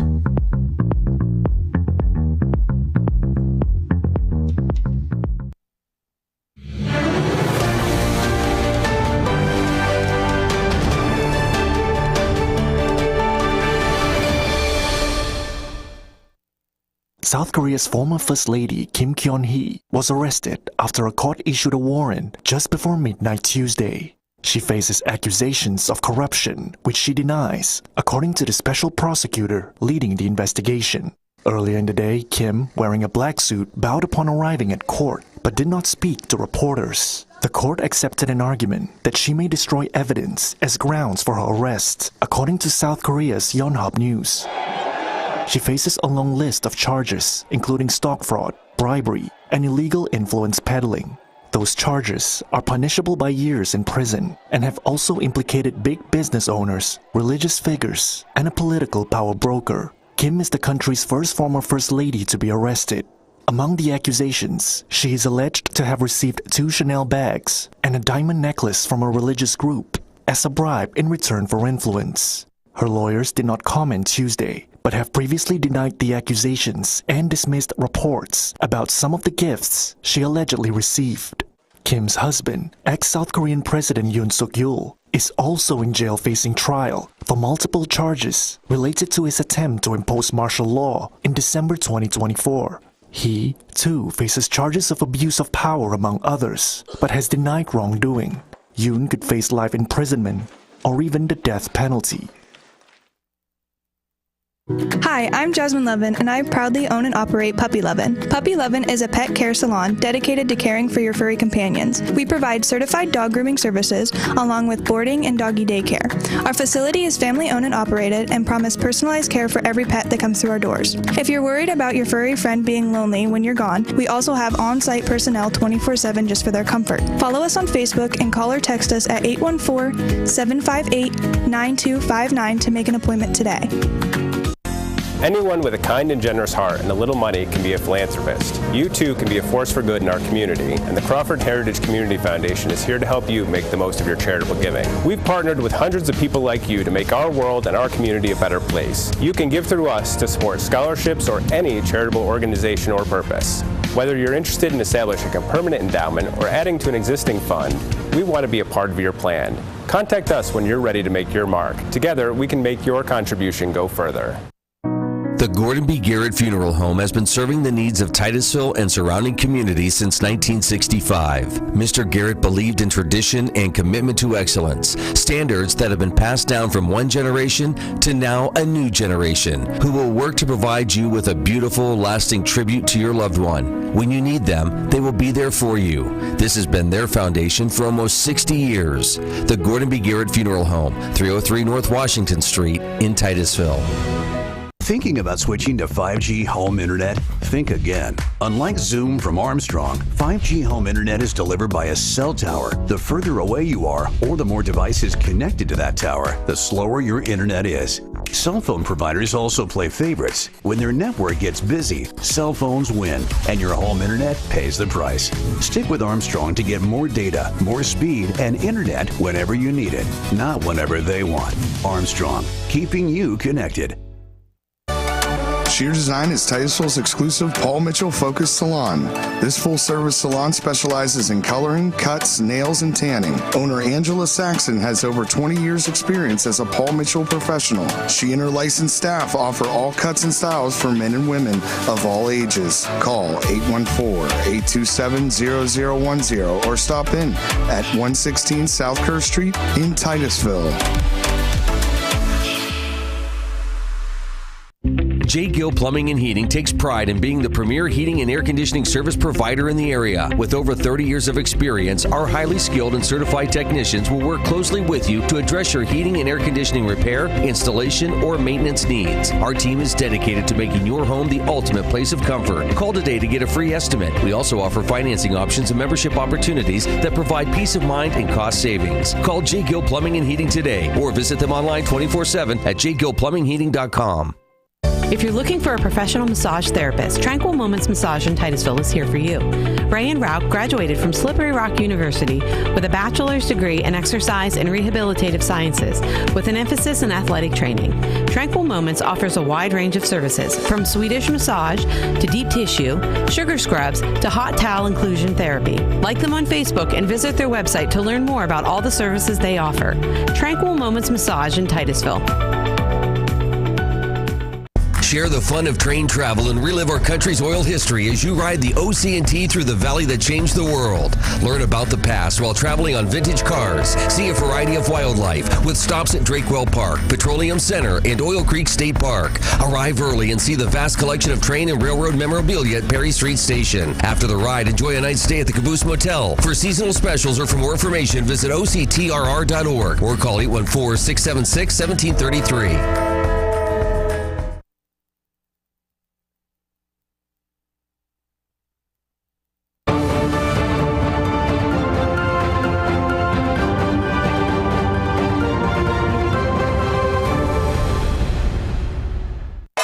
U.S. stocks ended higher on Tuesday, with all three of Wall Street's main indexes gaining more than 1%, pushing the S&P 500 and NASDAQ to more record-high closes. The Labor Department said the Consumer Price Index rose 0.2% on a monthly basis in July, while the annual inflation rate at 2.7% came in slightly below forecasts. That prompted more calls from President Trump for the Federal Reserve to lower interest rates. It also raised market expectations of a September rate cut to almost 90%. But Anna Rathbun, founder and CEO of Granadilla Advisory, thinks the central bank may act otherwise. If you look under the hood of that 2.7% number, first of all, the core CPI year over year was 3.1%. A lot higher than what was expected, and certainly from the month prior. So when the Fed is looking at this, they're not going to react like the markets have today, meaning the markets didn't think that it was, way too far from expectations. The Fed might be looking at things and thinking there may be inflationary pressure still that needs to be fought. Stocks on the move Tuesday included Intel, which climbed 5.5% after Trump said he met its CEO Lip-Bu Tan on Monday, praising Tan and calling the meeting very interesting.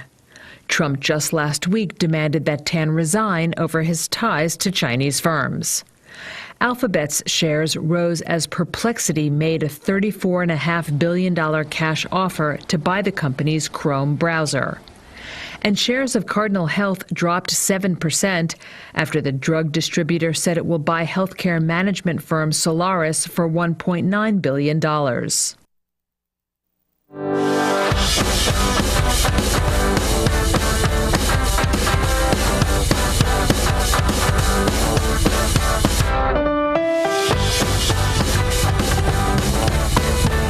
Excited this morning to have not one, Not two, but all three Crawford County Commissioners. We've got Mr. Scott Schell, Mr. Eric Henry, and Mr. Christopher Seeley with us here this morning. Good morning, guys. Good to see you this morning. How are you? I was going to start out by asking all these really tough questions, and then it dawned on me. I was out last night, and somebody came up to me and said, "Hey, who's on the show tomorrow?" And I said, "Oh, we're going to have all three commissioners."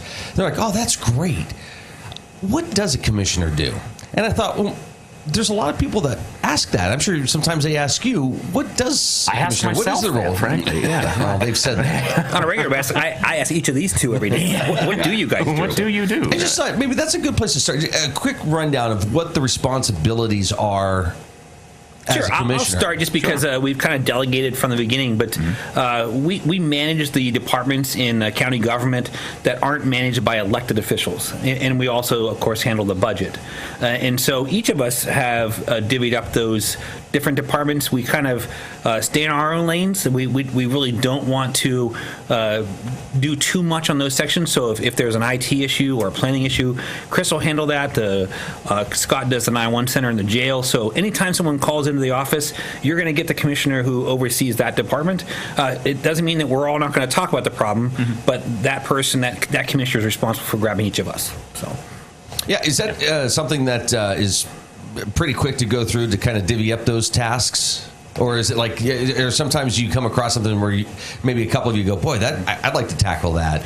I think that's kind of how it happened this time. Historically, it hasn't always been that way. This kind of began with the prior board. I was going to say but yeah, it's worked out really well. We tried to play to our own strengths, our own backgrounds, what were our own interests, frankly, and kind of what we're good at.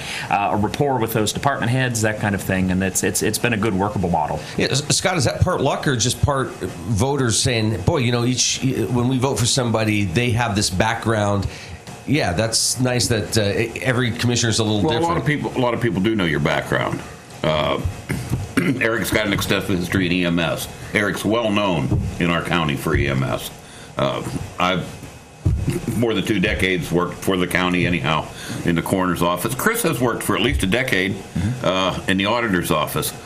Everybody kind of knows that we all have a background that is probably pretty helpful for the positions that we hold. But when it comes down to picking and choosing what you're going to be in charge of, I have a special interest in emergency services, which we talked about before. So does Eric, but Eric's got a great business mind. Chris seems to be able to handle people in technical areas that I can't handle. So it just all fell into place. Yeah, that's great.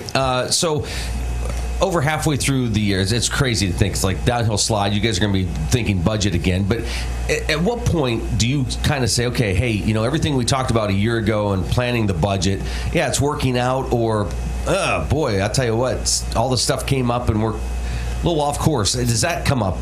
Do you have these discussions? I just think from experience, in a second term and all the budgets we've been through, and these guys have been really great about it. But to be honest with you, if you don't think about the budget all year long, is when you get in trouble. I will say yesterday we had an elected official in our office and willing to hold a position open for the end of the year to save us some money and then review it with us. And that's all we ask from people, is to look at our perspective. It was a nice meeting to have no contentiousness about it and to actually save us some money. But when we want to do a project or add personnel or make investments, we have to think about what September and October look like, because we have to answer the CFO, and sometimes those are tough discussions if she doesn't know what we're doing throughout the year either. So it really is an all-year process for me. So yeah, you don't have that crystal ball to look into, but do you get to this point, Chris, and say, boy, you know what, we did all right? Yeah, and I think by and large we tend to. As Eric said, we try to be budget-minded year-round.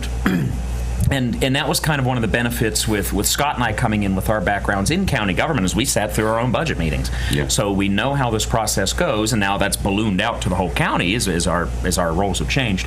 But so we kind of know the ropes coming in. So you were always conscientious even mid-year through, and in our department prior, I would look at how we were doing halfway through the year, and we'd kind of check on it almost quarterly to say, okay, well, how are we landing on things, and if something was going to be out of line, given the commissioners and the finance department heads up was always kind of in our favor, because then there were no nasty surprises come September, October when we sit down with them and they say, well, what is this and how did this happen? They knew about it in advance, so it just kind of made things a little better.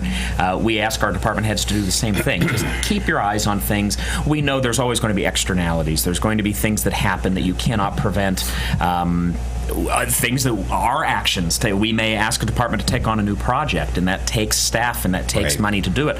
So we try to be conscientious of that as well. But it's a constantly moving target, but we do our best to keep on it. And I'm sure you have people like the department heads that come in and say, hey, remember last year when I said we could probably get through another year of this? Hey, it's going to be a year. We might need to. That happened to me 5 times. Chris has the most notorious department for that. So the IT department, they have a nice term called end of life. End of life. Yes. We're going to put them on. That's going to be in all their obituaries. Sometimes when our meetings are done, we'd like it to be the end of life for them because that's what they do. But that goes from like right now. Chris is working on a website. You wouldn't think about things as minor as a website, but it's an expense, and it does reach end of life. Our phones are new, so there's a lot of different things that Windows 11 used to be the last problem. 11, even digital storage, things like that. It's like, you save things to your computer. That doesn't just go nowhere. It has to live somewhere. And those expenses, things like built-in obsolescence and advancing technologies, we're constantly chasing our tails. And it seems like everything's expensive from that. Everything's expensive. Well, it's funny and not funny. It's the same with us. And some of these companies don't even tell you. Like, we found out one of our main pieces of equipment we use for streaming, like away games, obsolete. It's just out of the blue. And it wasn't until we were about ready to do an event where it wasn't working, and I called and they're like, "Oh yeah, we don't support that anymore. You're going to have to buy a new one for this year." Thanks for the heads up. Yeah, right. $7,000. Oh wow. Yeah. What do? You got to go back to the budget, right, and say, okay, time to you got to find it somewhere. Need some more sponsors. Yeah. Working on that. Yeah. That's right. So, do you have that luxury sometimes to reach out to the community to say, hey, the county's in need of help with this project. Can somebody step up? So I think where we're really good at that is when we deal with, like, I'll use Westmead Township, for example, where I reside. Mark Phelan's our maintenance director. He does a great job of sharing services. They have equipment that we don't have, so they'll bring their larger equipment to the fairgrounds to help with ditch work or pavement work or gravel work, whatever we need to do with them. And in return, we store their vehicles for them as kind of a shared services system, and he's really good about that. He obviously knows a lot of people like that, but we try to find alternatives. We actually talk to other commissioner colleagues in other parts of the state too, because why would we want to reinvent stuff that might work good somewhere else too? Sure. And in the planning office, they're pretty good at chasing down marshaling corporate funding. So in the event we have a couple programs underway for workforce training, buying new equipment for Crawford Tech, and so we can train more CNC machinists and that sort of thing. And the county provides sort of this program, and we find matching funds for it. Sometimes it's from the county. In many cases, it isn't. It's from local businesses, things like Accutech and whatnot, that are able to pony up a little bit of money and invest in something that they find worthwhile because it's only going to help them. So there are instances where we can essentially go to the community and say, this is what we want to do, and we're kind of looking at something similar on emergency services with tower usage. Right. Hey, you've, I think, encouraged outside communities, municipalities to utilize some of those services and expertise in those offices where, again, I think I'll use Titusville as an example where maybe in the past they've thought, okay, these are the only things we can do with this grant money. They call the office and they say, oh no, you can do, how about this, this, and this? And that just opens the door to all sorts of possibilities. Absolutely. So always there, it's important just to place that phone call and have a conversation, right? Can they contact you and sit down with the commissioner and work out, and I'm talking about like a municipality, say, hey, who should we be talking to? I think the most important thing, and Scott will tell you this, he has gone far and away to find contact information for people when it comes to those. But we'll take any call from anybody, and we try to find the resource.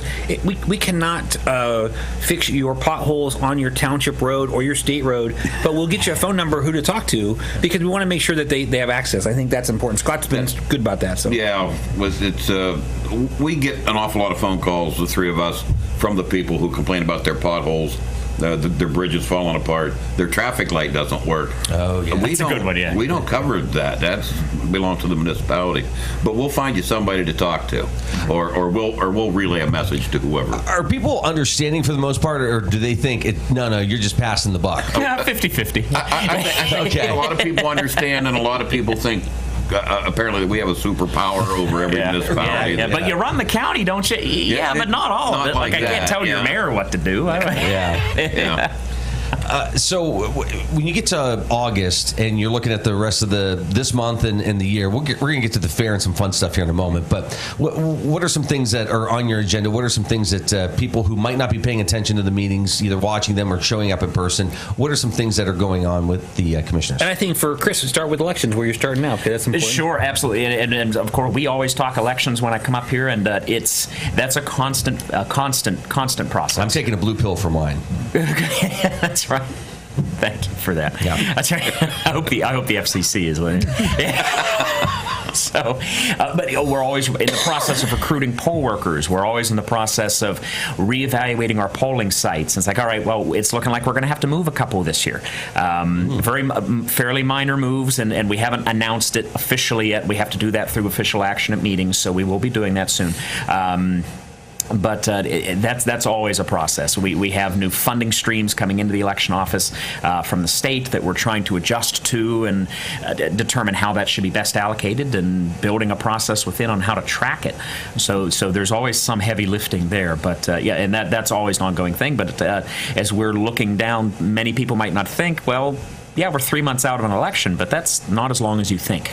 You might not see a lot of campaigning and everything happening yet, but the processes within that administer that election are always on high alert. I just talked to Jack Lynch the other day, so I mean it's in the air. And with the fair coming up, it is in the air. That's usually like the unofficial kickoff of everything. You bet. So is that lack of locations or lack of volunteers that kind of force these changes? Well, for polling places specifically, a lot of times it has to do with access. There may be a handicap accessibility issue, so all of our polling locations have to be ADA compliant, Americans with Disabilities Act, and by and large they are. But sometimes it's not always ideal. There might be a parking issue.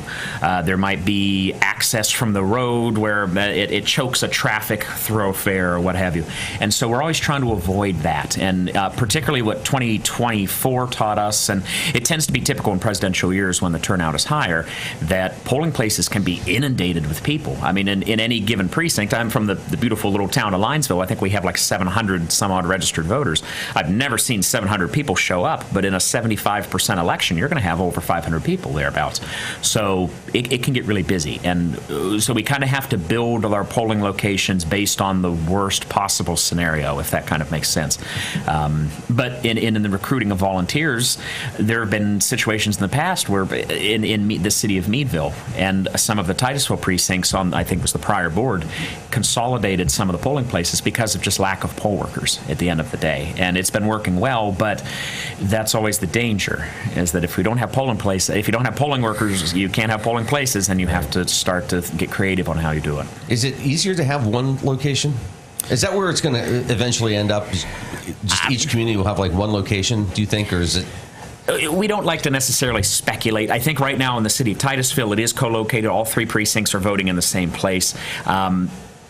So it's not necessarily one location exactly. It's three locations that happen to be in the same building, I think is the best. Is that more like, though, a church pew where we've sat here forever? And that's a really good way to put it. You're driving across town to get groceries. You can drive to a location. And I think CATA has stepped up offering transportation. So that's... It shouldn't be an issue if it has to be done that way. So, but other locations, Meadville, you said there might be some changes there. Nothing this year. Okay. Nothing this year. It's been working really well. Essentially, at one point, they kind of consolidated a couple of the smaller ones into the larger precincts, and it's been working okay. But there's always what happens if you have an 85% turnout and no one can find a place to park? Now you have a much bigger issue. But finding locations to host can be really quite difficult. Okay. We can use schools and churches and that sort of thing, but even those have their own issues at times, so we just have to be ever vigilant and ever creative about how we handle it. Okay. Eric, for you, what are you working on? So the biggest thing is, I think it's important, I'm going to have Scott talk about it because it's from the prison side, but when people ask what we do, sometimes we not create our own problems, we find new problems to get into. And one of the things that we're working on with the jail, I'll let Scott talk about a little bit, is we actually just created a committee for a mental health task force. We have a huge problem in the jail, and Scott can talk about why we're here, what we're going to do, but those are the things we create that normally we wouldn't be doing in September, but now we're going to do at the end of September with the president, judge, and people like that. But Scott, if you want to talk about the jail a little bit, it's important, I think. Right now, that if you follow statistics everywhere, usually about 50 to 60% of the people incarcerated right now are mentally ill people. And it causes quite a problem. You got to keep them separated from the bulk of the population at the correctional facility, and it's just so they have them in individual holding cells, and we're getting overcrowded with mental health problems. As Eric said, we're trying to get together to see what all the options are, because what's affecting us is corrections officers. We're losing corrections officers because they're going to work and getting basically beat up, not just physically but mentally every day from mentally ill people, and they just can't take the pressure. So we're all working together on that ordeal, just to see if we can't come up with a solution. And like I said, we have the president judge is involved, the district attorney's involved, the sheriff's involved, the three of us. So this isn't just something, hey, let's talk about it and discuss. This is, hey, something needs to happen. Something needs to happen here. And, wow. But we're not unique to that. It's happening everywhere. Okay. And is that something where you invite the community to attend a meeting and bring up ideas, or do you... Parts of the community, obviously people who have a specialty in that, of course, we try to get those, and the human services side of it. But certainly, we're open for any suggestions from anybody. Yeah. Okay. All right. Let's do this real quick. You're watching The Morning Drill on Stream TV and on the Armstrong Neighborhood Channel.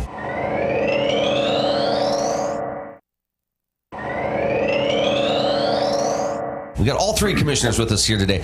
Switching gears, Crawford County Fair, just right around the corner.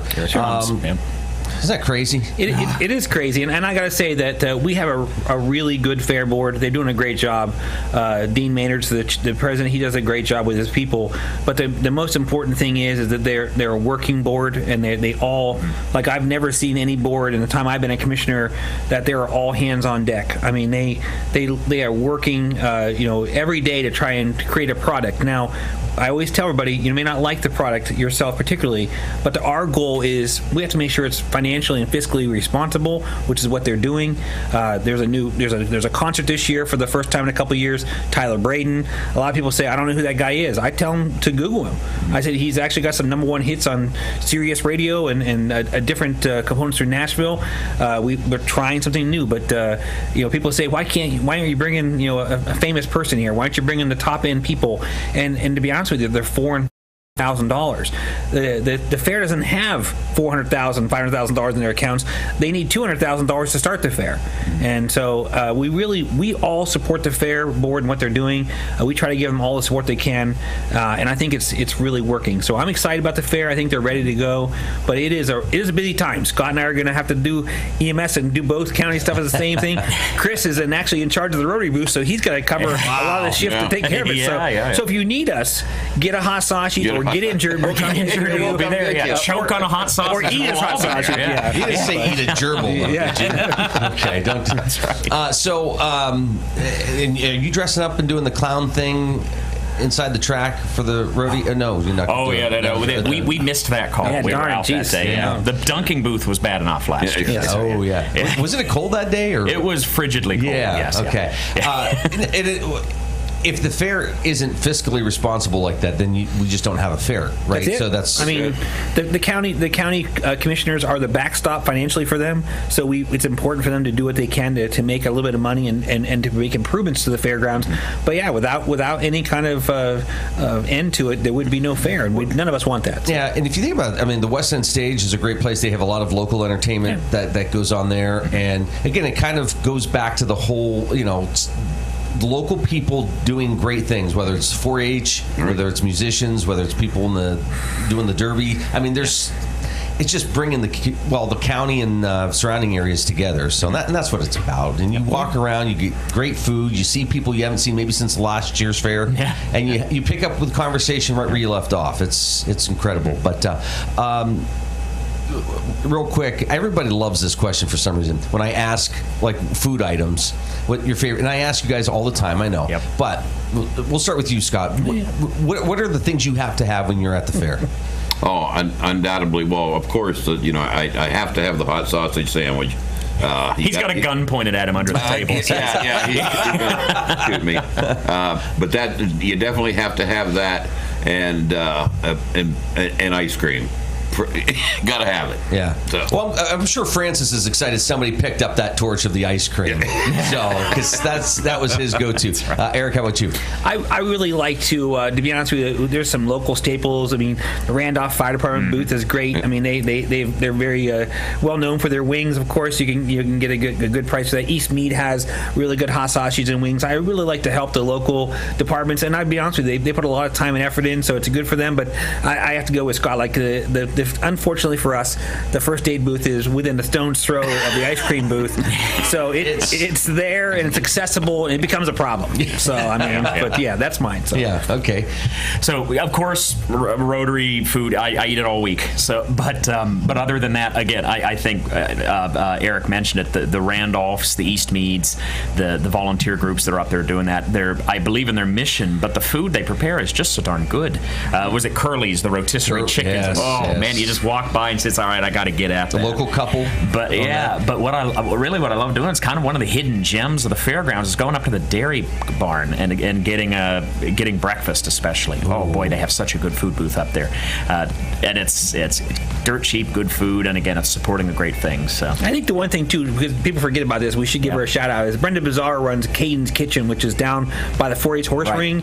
The nice thing about Brenda and the Caden's Kitchen is, if you get tired of fair food, she has a daily special, like a blue plate special. Could be goulash, chicken and biscuits, meatloaf, and mashed potatoes. Like that's a hidden gem people don't know about. That. Of course, people don't talk about it much because they don't want you to come down and steal their thunder. But she makes quite a daily special. It's a good price. But like I say, it's where the locals eat at the fair. Yeah, you know. Yeah. Now, former Commissioner Soff is the kettle corn guy, so you might see him. Now, will people see you guys out and about during the week? Oh, of course. Absolutely. All right. Are you okay with people coming up asking you questions? Oh, absolutely. That's what they pay us for. So. Okay. Good to see you. All the best. Thanks a lot. Thanks for coming in this morning. Have a good day.